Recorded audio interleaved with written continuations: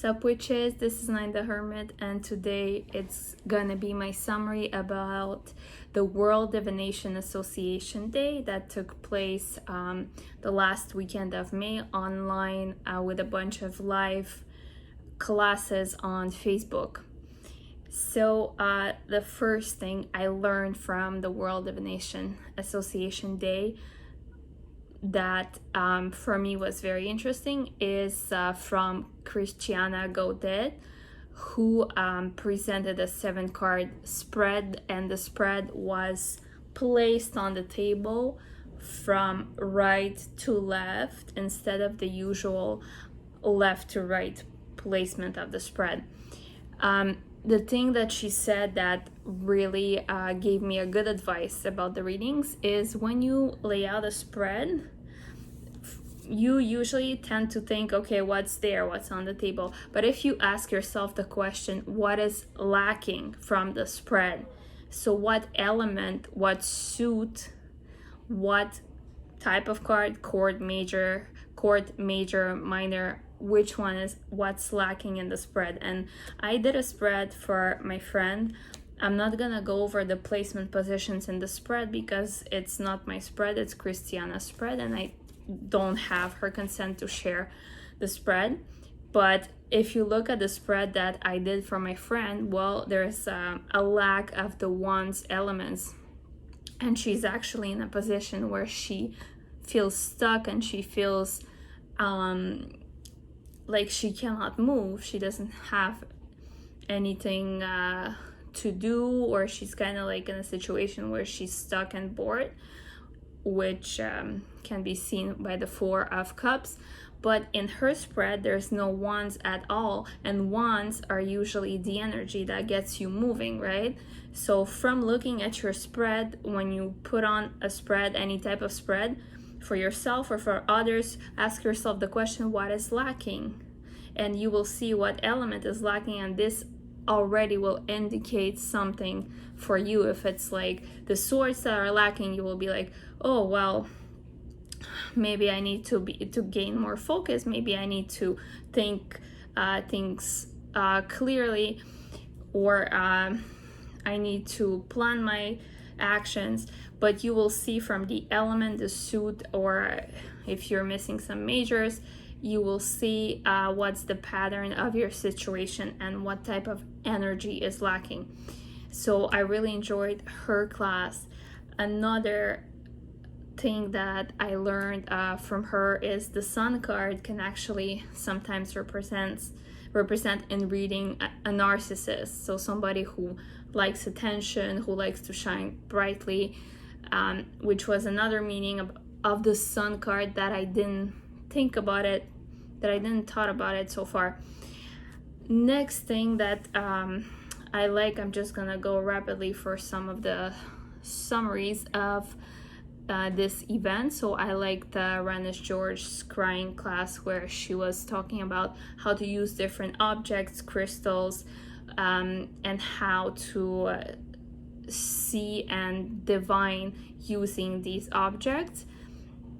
I like Donnelly's class about Lenormand, the yes or no question, how she is judging using different cards, starting with 2 cards if it's a yes or no answer to a question with Lenormand.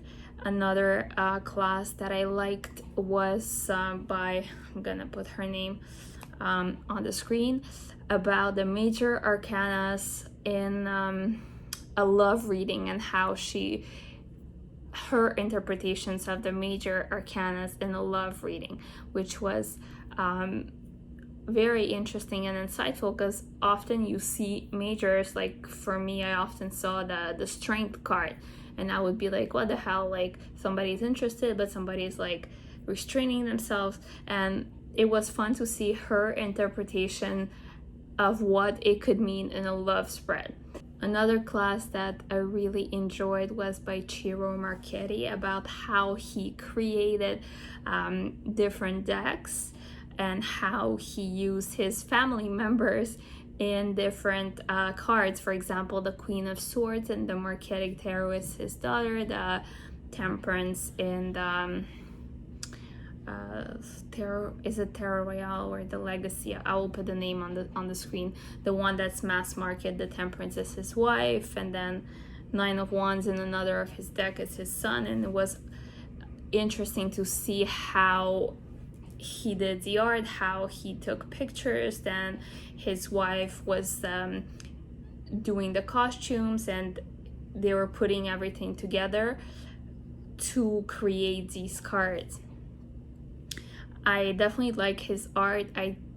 What I like from his art is that it's very colorful and bright, and it's a pleasure to look at it with your eyes, because you have different colors, and it follows the Rider-Waite system.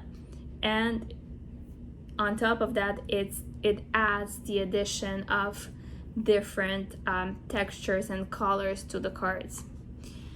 So I really liked his class too. So another class that I liked was a Lenormand class with Erica Robinson, and it was some of her techniques how to use Lenormand and read Lenormand cards. There was obviously a bunch of people talking on different subjects during this conference, so I won't be able to summarize everything, but I will. I'm still listening to it, re-listening some replays, because I haven't had the time to finish it all. And now they offered for 10 euros only.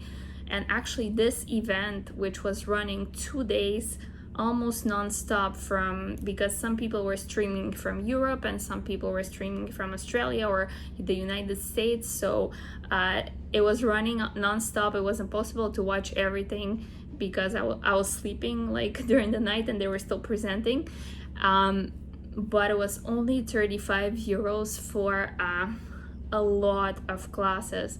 And now you can pay 10 euros to have it for life, which is quite cheap considering the prices of a bunch of other classes or conferences. So far I really enjoyed it. During the COVID virus time, it was one of the best weekends that I spent at home watching the tarot conferences. I would recommend it.